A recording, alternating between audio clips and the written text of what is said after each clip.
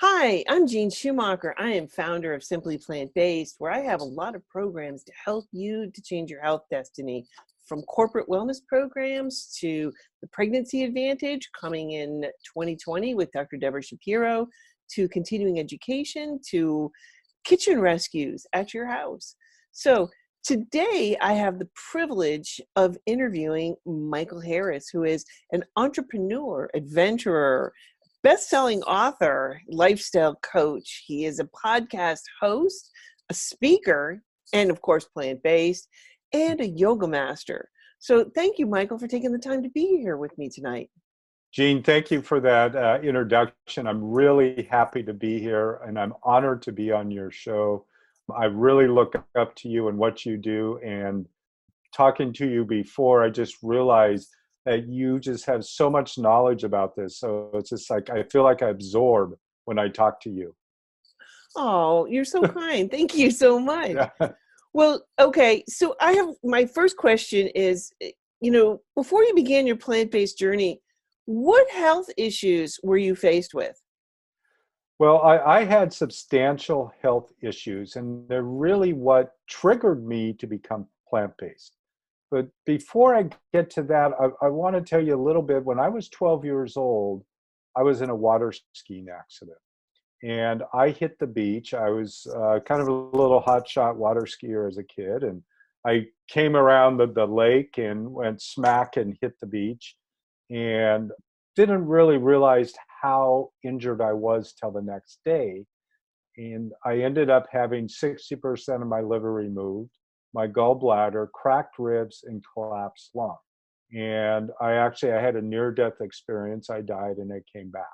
So starting as a child, I was a 12-year-old, I was wiped out. You know, they had taken parts of my body and, I was not expected to live.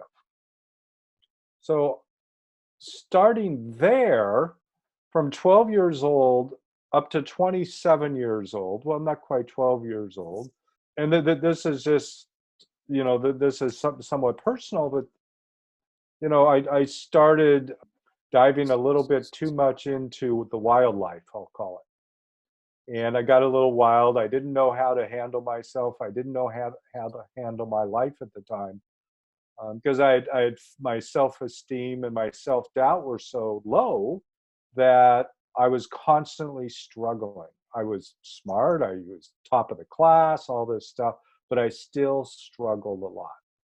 Well, like I said, I mean, I like to go out and have a lot of fun and a little too much fun sometimes. So the reason I mention that is because I started at 12 with my accident, and then I struggled through a number of years. And then at 27 years old, this is really where the plant-based starts to kick in. Oh, 26. 26 years old, I end up at the vascular department at Oregon Health Sciences University, and I had blocked arteries in my legs. My right leg was 100% blocked, and my left leg was 65% blocked. Yeah, I had already been walking on a cane, and I thought I was a young, vibrant, never gonna die 20-something-year-old man, right? So what And was what was the caused the blockages in your legs? well, they weren't quite sure what caused it because my blood panels were fairly normal. I didn't have elevated cholesterol. My cholesterol at the time was actually about 150. And so I had low cholesterol. I have my papers. I don't have them with me here, but LDL, HDL, homocysteine, all the normal C protein, all the normal markers appeared to be normal. Again, this is 1986, right? And they wanted to do what's called a fempop surgery on my leg, which is essentially a bypass on your legs. And with my first examination, and they looked at my leg and they said that they might have to take my leg. And I said, no. And I said it in no unturned terms. I used the F-bomb word because it was just like, no way were they going to take my leg. And So I did end up having the surgery a couple days later. They admitted me to the hospital and got me all ready and all this. And the blood flow definitely returned from that bypass surgery on my legs, but I also started having other complications. A month later, I was back with blood clots and in and out of the hospital a couple of times. And then 8 months later, they wanted to do the surgery again because my legs had reblocked. Wow. Yeah. And I was even more resistant to that idea at that point. You know, I was back on my cane again. I was walking with my cane. Again, here I am, Oregon Health Sciences University, Portland, Oregon, surrounded by the professor, vascular surgery, as well as four other doctors, several surgeons, a couple of other doctors, telling me that if I did not have additional surgery, that they were going to be taking my legs within a couple of months and I'd be dead within 6 months. And Wow. yeah, That's a lot to process at the tender age of 28. yeah, yeah, yeah. And I asked them, well, what's the cause? And they couldn't tell me. And Gene, I don't really still really know why I did this, but I told them no. I signed out of the hospital AMA, against medical advice. They wheeled me to the door. I got up and I was on my cane and I started walking with my cane. I didn't really at that point understand that food was an element to my disease of atherosclerosis. I did not understand it. And the doctors up there at the time never said anything to me about it. Today, I don't know whether they would or not, but they didn't then, right? They may not say anything today either. I don't know. So I didn't know what I was going to do. I had no idea where I was going to go, or how I was going to heal this. I just knew I didn't want to keep getting cut. You know, I had enough scars in my body. Both legs zipped from the ankles to the groin, and then massive scars on my chest because of my water skiing accident as a child. And I was through with surgery. So I ended up reading the Pritikin diet book. And I don't know how I found that book, but somehow I started reading it. This is months later, 4 or 5 months later. And I called up the Pritikin Center. At the time, there was one in Santa Monica, down on the beach, right on the boardwalk, sort of by the Santa Monica Pier right there. And I called them up and I said, look, I don't need to lose weight, but I've got this problem with my arteries. Can you help? And they said, yeah, we think we can help. Can you get down here? So I did. And at the time, my mom was living in Los Angeles. And I flew down to Los Angeles, and her and her husband picked me up at the airport, and we drove to the Pritikin Center. Again, I'm on my cane, 28 years old, and I wanted to see the ocean. And for me to see the ocean, I had mom on one side holding her arm. My other side was up against the wall of the Pritikin Center, the building, and scooting down about 25 feet so I could see around the building down to the ocean. I couldn't walk, hardly at all. Right? And so I go into the Pritikin Center, not totally knowing what to expect. And they check me in and they say, essentially, they say, this is what we want you to do. We want you to start eating this food. Eat as much as you want to. Don't worry about the quantity. Eat go back 3 times, doesn't matter. Because I was a little underweight at the time too. I was about 20 pounds underweight. So they said, eat whatever you want, as much as you want. And I said, well, what about steak or chicken or that kind of stuff, or fish? And at the time they said, well, you can do 3 ounces a week of meat. That's what they were allowing at the time. And I think it was, I don't really know why they were doing that, but they were. I didn't do that. I ate just all the other incredible food. And it was incredible. I mean, they had, a outstanding chef on board that would make all this food for us. And it was just like, I had no idea, Gene, that you can make vegetables taste that good. I know, right? Right. We grew up on chicken and dumplings and flank steak and, all these wonderful things, salmon and everything else, all the typical, the sad diet, all of that. So started eating this. And then the other thing they said to do is to walk. So they actually had me start out on the treadmill, and the lowest setting on the treadmill was 0.7 miles per hour. And I could barely walk at 0.7 miles an hour because it was too fast. Wow. Not too slow, too fast. So they said, go out onto the boardwalk, because the Santa Monica boardwalk was right there between Santa Monica and Venice Beach. Right? And there was a little wall there between the sidewalk and the beach that's about 3 feet high.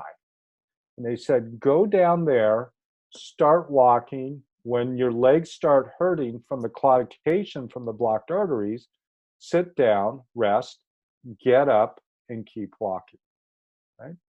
So I did that. And I would walk literally 10 feet. I'd sit down.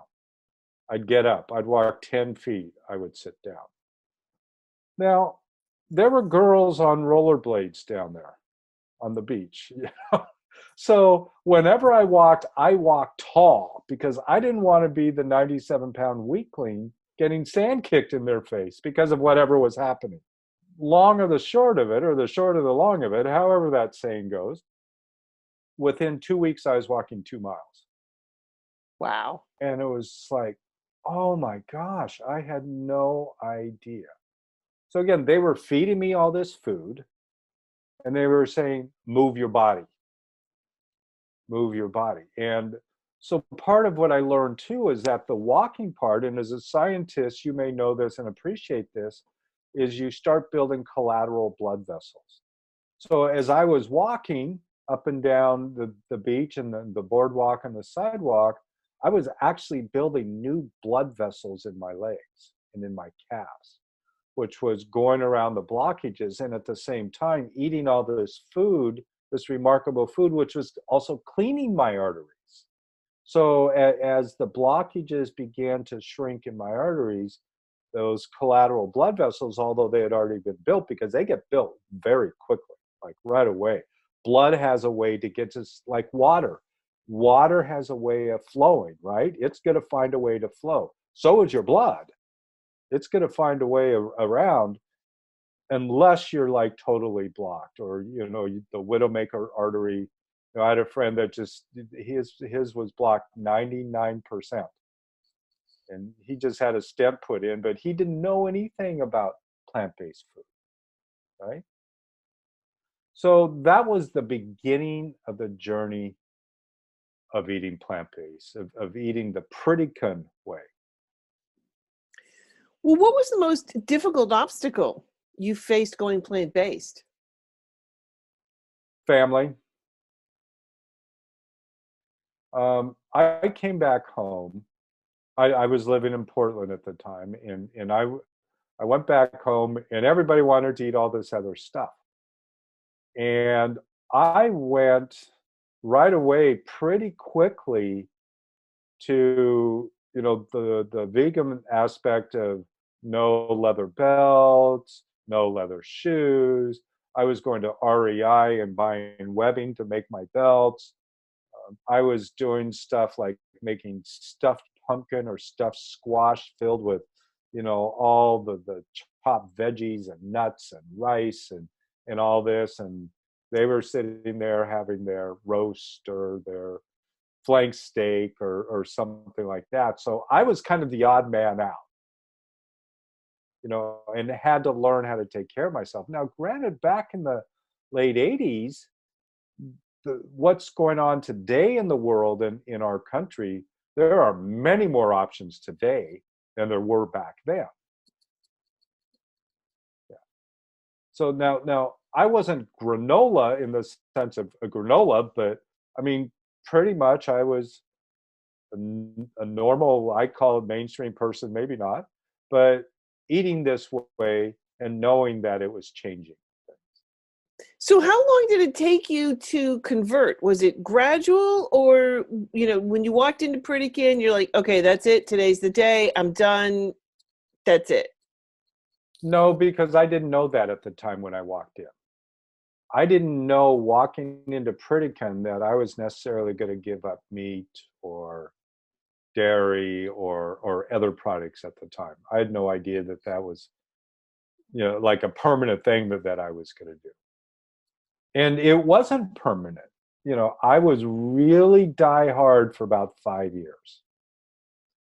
Then I thought, well, I can eat sushi.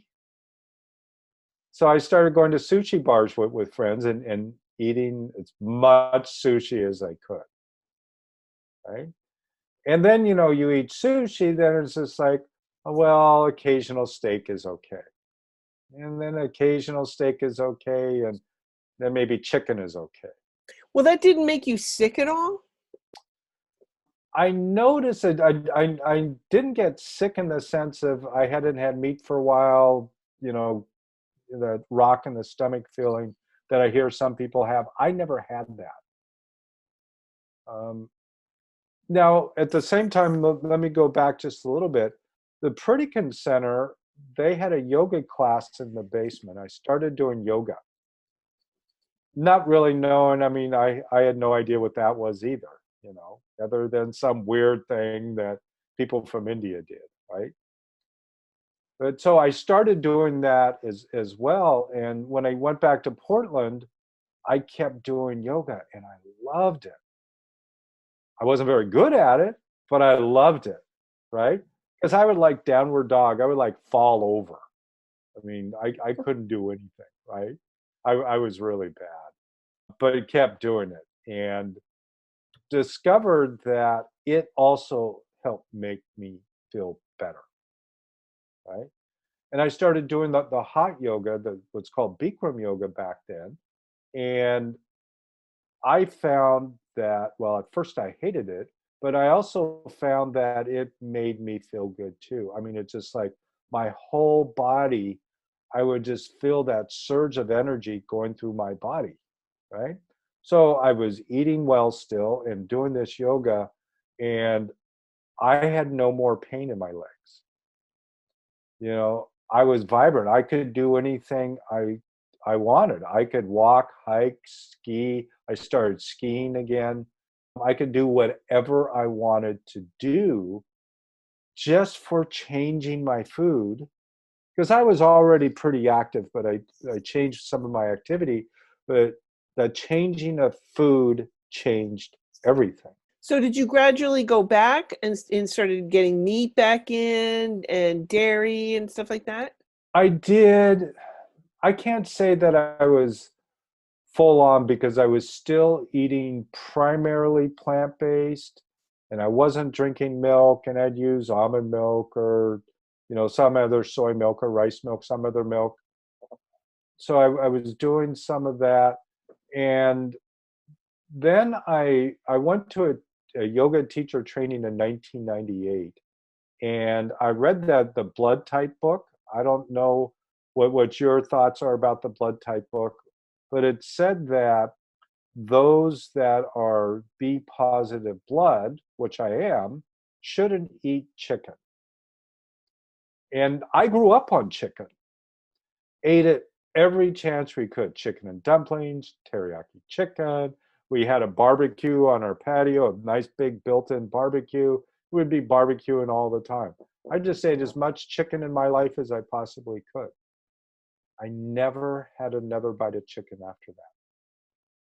So now, why do I mention that? Well, whole food plant based, when we talk about food, when we talk about steak or chicken or whatever, chicken is no better than anything else.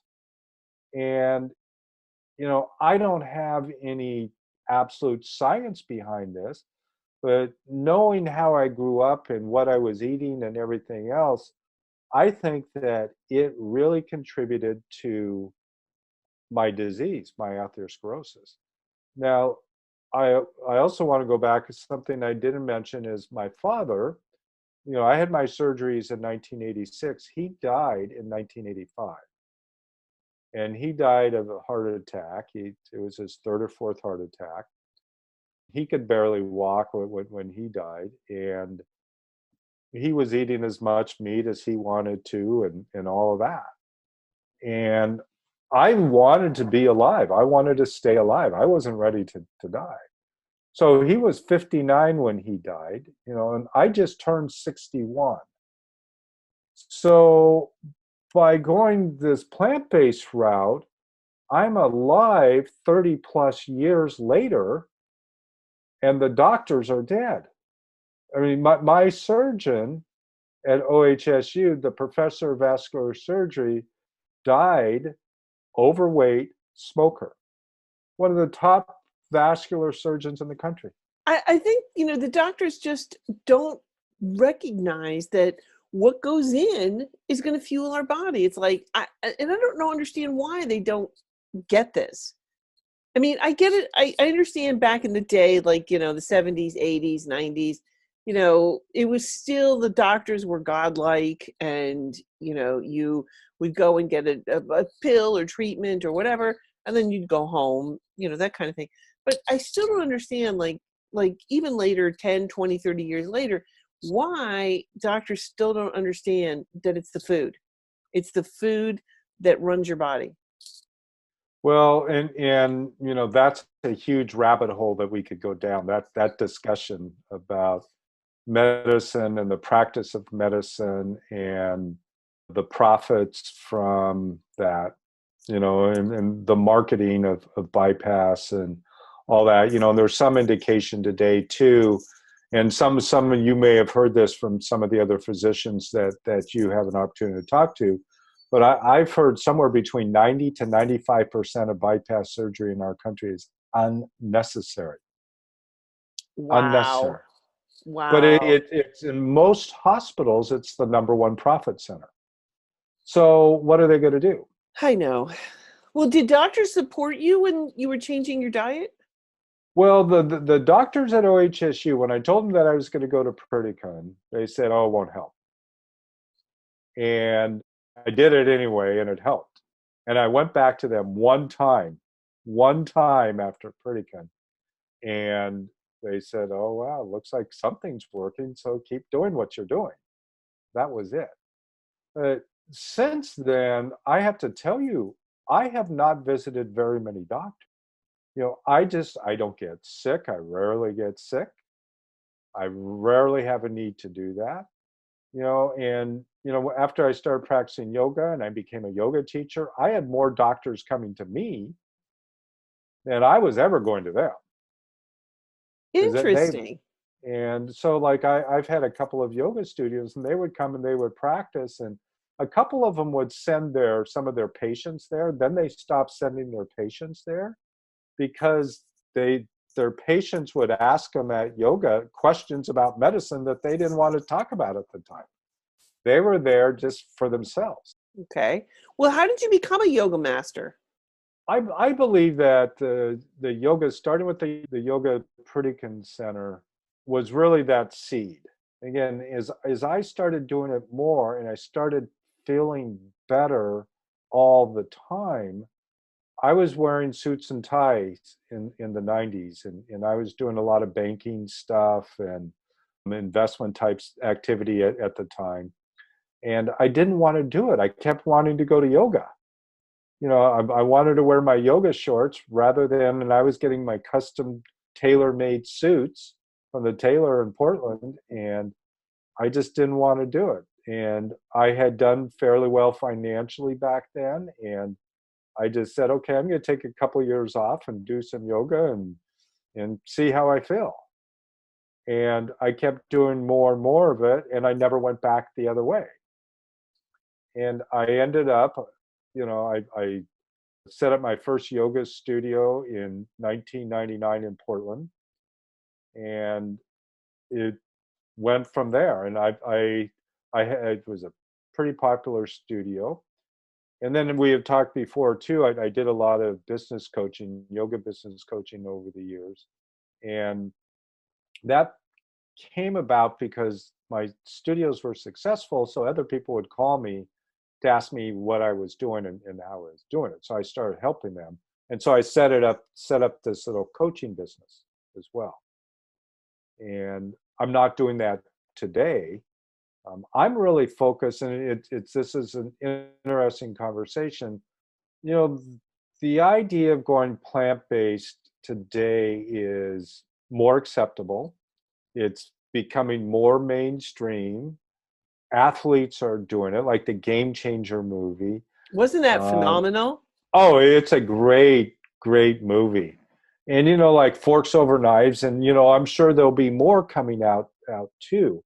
But I believe that if in my case, I started because I had a disease. I had atherosclerosis, and I started eating plant-based, and that was a huge factor. But another huge factor was the health and the fitness, the moving my body, the staying healthy, the walking, the hiking, the doing yoga, the skiing, whatever it was I was doing to maintain that. So my experience is, and what I've taught people over the years too, is that when you combine those things together, you are really going to get healthy. Because what good does it do just to sit on the couch and eat bananas and broccoli, right? You still got to move your body.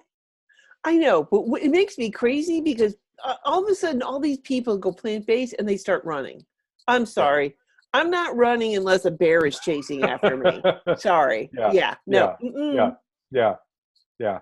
And you just have to hope that you're running faster than the person you're with.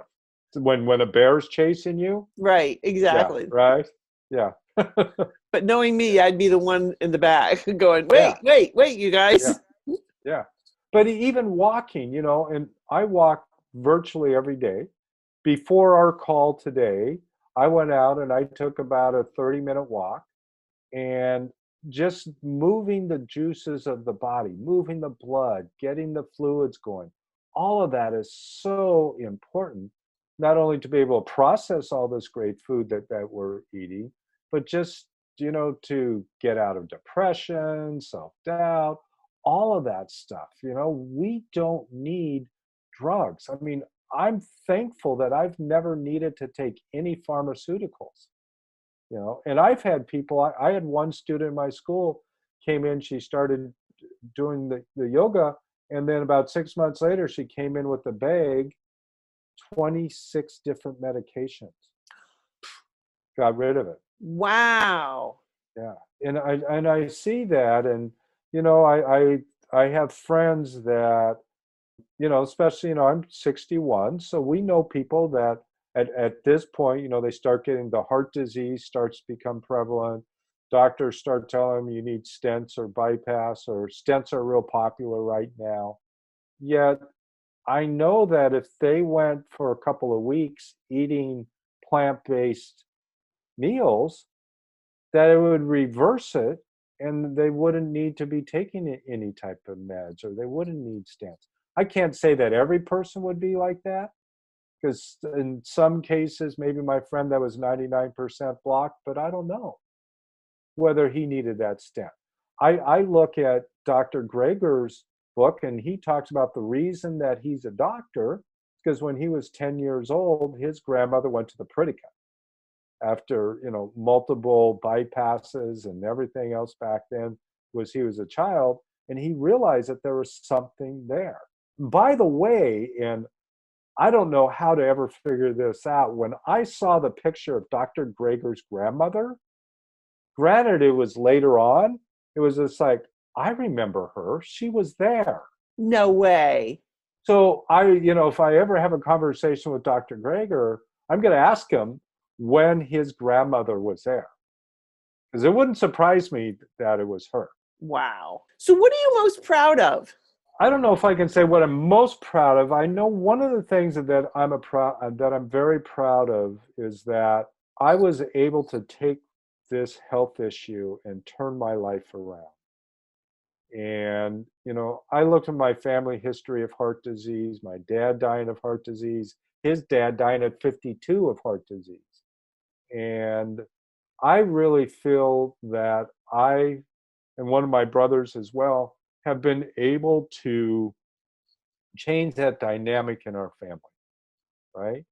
And that I was able to go out simply changing what I eat and moving my body, getting some exercise, whether it's, again, walking, hiking. I hike a lot where I live. I live in the mountains and I hike a lot. So just integrating this new lifestyle and being alive. I mean, first thing, literally, Gene, I say this first thing when I wake up in the morning, thank you, God, for keeping me alive. The last thing I say at night, and I say it verbally, is thank you, God, for keeping me alive. An So, attitude of gratitude. absolutely. Yeah. Because I'm not supposed to be here, not only as a 12-year-old when I died and came back, and then with my atherosclerosis, when I had my surgeries and all of that, I'm not supposed to be here. I'm not supposed to be walking around, and I'm healthier. I mean, I look at other 61-year-olds and I go, oh my gosh, no, please. Isn't it wonderful? I Yeah, mean, you're not in pain. You can move. You can yeah, hike. I mean, yeah, I was out shoveling we just had a big storm. I was out shoveling the driveway by yeah, hand, okay, myself, and did the whole thing. yeah, No pain, no hurt, nothing. Nothing. yeah. And Gene, you are so good at this. I mean, your website and everything is so filled with such great information and all these recipes. And the one of the things that I really like about plant-based eating, when I look at meat, there's essentially steak, chicken, pork, fish, or some variation thereof of those things, right? But that's essentially it. There's about 4 different types, maybe 5 different types of meat. But when you look at the kingdom, really, of vegetables and fruits and grains and all these other things, it's endless. I'm I know. finding new foods to eat. I mean, I've been doing this for 30 years and I'm still finding new foods to eat. And they're So delicious. so what do you eat in a given day? Interesting, you ask. Again, I'm on the road. I'm a real I'm getting really frustrated about plastic, but I don't eat plastic. But here, there's steel cut oats, right? Okay. So I start out with that. I've got another bag here that's got some almonds and walnuts in it. I have some frozen blueberries. I chop up some bananas and apple on top, and that starts my day. And it's delicious, right? Maybe I'll throw some dates in, a date in from time to time, or something, but it's a great way to start the day. Mhm. One of the things that I really enjoy today is I take chickpeas or garbanzo beans and make like a garbanzo bean salad sandwich, like an egg salad sandwich, except I use garbanzo beans. And then I put, some red onion in it. I, maybe put some brown Dijon mustard. Maybe I put a little bit of maple syrup for a little bit sweet. I like hot stuff, so I'll put some peppers in it, just kind of whatever I have. And then I have wraps for a couple of days for lunch. Have you tried Viracha sauce? No, what Oh is my that? gosh. See, I learned something new, Gene, every time I talk to you. Oh, this is a good one.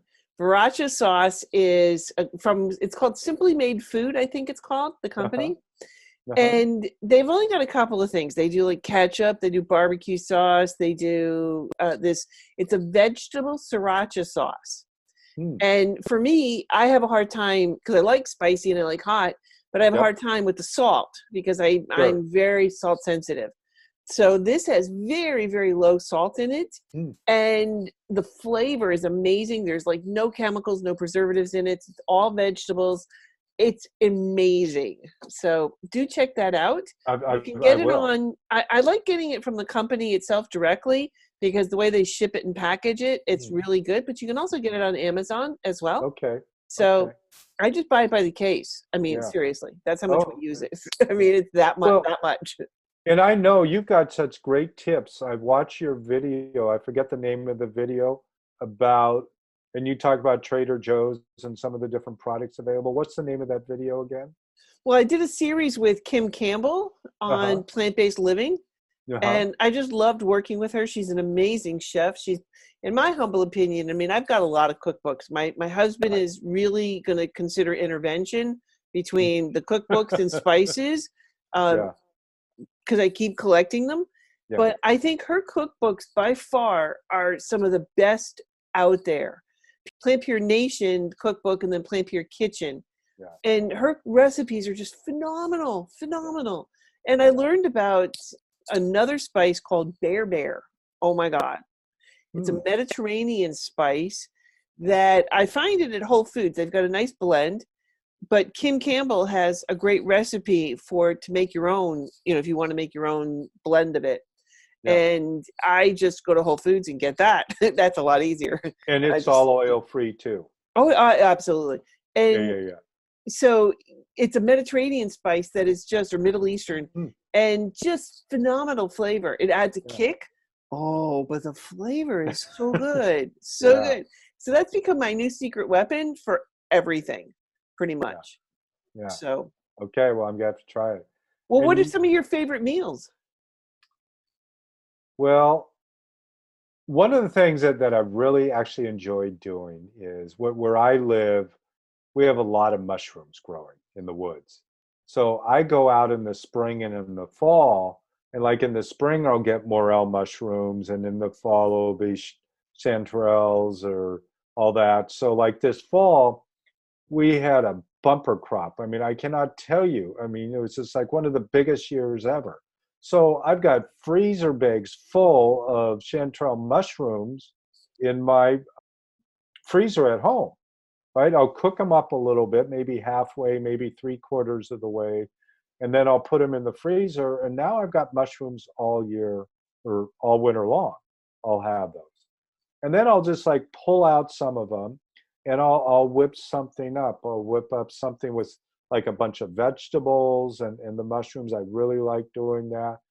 Using certain types of rice or certain types of pasta. I love doing that a lot. And this may sound really basic, but you know, I like just chopping up broccoli, cauliflower, maybe some zucchini or carrot. I'll steam it up and I'll just eat it. Nice. It's just simple and it's tasty. I've never had such the ability to really taste food. I mean, because like before, like you would have, or I would have steak and I would pour all this stuff on it. And yeah, you could taste the steak, but you were really eating all the sauces, which weren't Exactly. very good for you either, Right. right? So now instead of like putting like chicken stir fry, it's mushroom stir fry. So I like doing that. I like making a large amount of mac and no cheese. Oh And I'll throw gosh. veggies in there Oh, too. when I made that the first time, I ate 4 bowls. I Yeah, admit it. I have no shame. I admit yeah, it. It was so good. absolutely. So Yeah, good. yeah. Now I'm on the road. I'm down in California right now, and I go home tomorrow night. But I'm staying at some friend's house, and they're gone. And I went to the store the other day, and I thought, okay, well, what am I going to make? I got some veggies, and I'm always looking at hummus. I like hummus, but most hummus has oil in it. And I really work on minimizing my oil. I mean, it's zero. It's very rarely. Maybe if I go out to dinner, I'll ask them not to do it, but I know it leaks in time to time. But it's minimal, right? So I like the Engine 2 hummus. that they have at Whole Foods. I like making my own hummus or tahini, but I was at a store here where I am in California and found some other hummus that didn't have oil in it. And it was just like, wow, I'm going to have to get that. So I got some and I liked it. So again, finding something that didn't have oil in it, didn't even have salt in it, you would have liked it. Yeah, it was really good. Um, but Nice. but again, most of that stuff I now make on my own. Mhm. You know, people say, well, isn't it really expensive to eat that way? I went and I got some carrots and I got some broccoli and some zucchini and the steel oats and that uh, hummus, $6. If you call that expensive, I mean, I'd go out and, used to get a steak meal and bring it home, it'd be $30. So I don't know why people think it's more expensive. Well, you're eliminating the major expensive things, all the animal products, yogurt and dairy and cheese and milk and, all those processed things, and they're gone. That you're not buying that stuff. And I don't buy processed food. It's pretty rare that I buy anything Yeah, processed. I mean, maybe I might buy some hummus or something like that, yeah, just for time's sake. sure. But yeah. So, what advice can you give to those who are just starting out plant-based? Well, there's different reasons that people start. I mean, sometimes it's a health crisis. Quite frequently, it's a health crisis. Whether it's a vascular or cardiovascular issue, whether it's a weight issue, maybe it's diabetes. So, I mean, if it's a health issue, I mean, obviously you need to still maintain some relationship with your doctor. And I say that kind of reluctantly because I walked away from my doctors. So, but it's got to be a personal choice. But just start integrating, different things into your diet immediately. Even like steel oats. And instead of having bacon and eggs in the morning, have some steel oats and, throw in some blueberries and banana and just start eating that way. And you may find, you know, a huge shift begins to happen. And I know even as a result of the Game Changer movie, I know people that are doing 30-day challenges that are keto diets or lots of meat and, Atkins type thing and all these other types of diets. And they go over and do this plant-based challenge for 30 days. And at the end of 30 days, they don't go back, because they feel so good. But for somebody just starting out is just start eating something more. I mean, there's a lot of food. Stay in the produce section a little bit longer.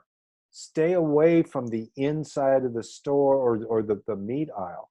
Find some replacements. So again, instead of chicken, I like using mushrooms. And they're not store-bought mushrooms. These are ones I find, but store-bought are okay, but find some substitute that you can use. Another thing that I believe is really important that we talked a little bit about is moving your body. When you walk 20 minutes, the average person walks 3 miles an hour, right? So in 20 minutes, you've walked about a mile. You've taken about 2,000 steps. So it may be difficult because of health conditions to move very much, but just start walking. You don't have to necessarily go to the gym and lift huge weights and do all those things, but just start walking, getting your body moving. It's really good for the digestion. It's really good for the mind. It's really good for the legs. And one of the things that doesn't get talked about very much as far as cardio and vascular issues, we really have, I look at it, we have three hearts in our body. We have the heart right here, right? This is our main heart.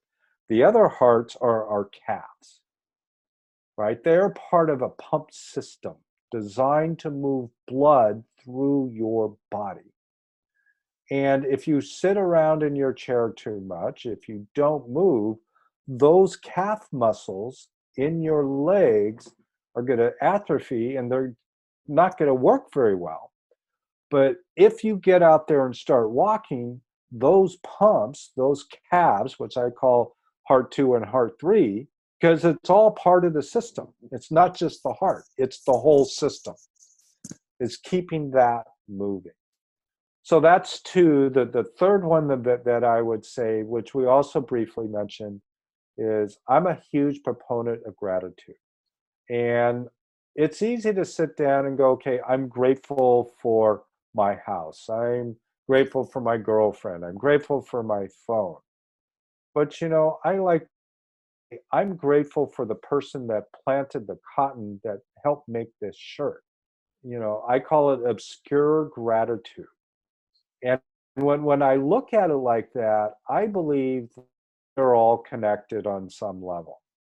On some level, everyone on this planet is connected.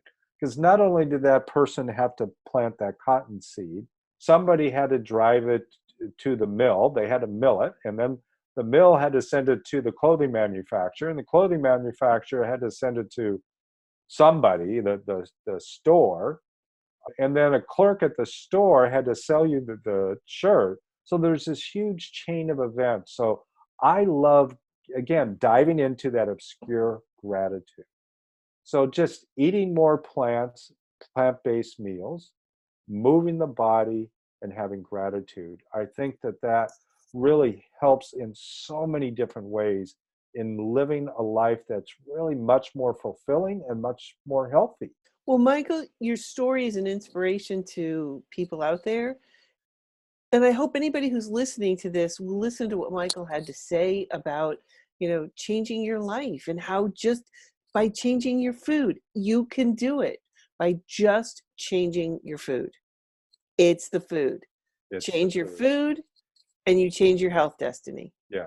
And, I've said this to you before, and I said this at the beginning of our call. What you are doing in the world right now, Gene, and in your resources and everything that you have, and your website and your menus and all the different people that you talk to about this, and your advocacy for this is really quite astonishing. And I can really see the sincerity in it. But again, your information is as deep as anybody else's information out there about plant-based living and plant-based lifestyle. Oil-free, whole food, plant-based lifestyle. And I mean, I've dived into some of your stuff, and you even mentioned the stuff about Trader Joe's and those tortillas that are oil-free. It's just like, oh wow, I've got something I can use now, right? I make Mexican lasagna for my husband, and Yeah. that is a staple in our house for him. Wow. He Yeah. just absolutely goes crazy over it. And I'm like, on Sundays, I'm like, okay, honey, what do you want me to make you for lunch this week? Mexican lasagna. Well, we're on week 17. I can make some other things. No, I'm Yeah. good. I'm good. No, And no, I'm good with that. Yeah. yeah, done. I like this. Yeah. I'm okay. Keep making this. Yeah. Okay. Yeah. Yeah. So, well, thank you, Michael, so much for taking the time to be with me today. And you're just an inspiration. And I hope you have shared your life and let people know that you can change. Thank you. And it's an honor being here. And I'll just briefly say you can change. I believe that, in science, they call it quantum leaps. But if somebody changes their diet, they can change their health destiny within a week or two, really pretty quickly. And a That's week true. or two to me is a quantum leap, right? May not be instant, but it's a quantum leap in the big scheme of things. And so we can change the destiny very quickly. And again, thank you for having me on here. I'm honored. And I love everything that you do, and the weight loss advantage and the pregnancy advantage, and just all that you're doing in the world. So thank you very much. Well, thank you again. And I appreciate your time.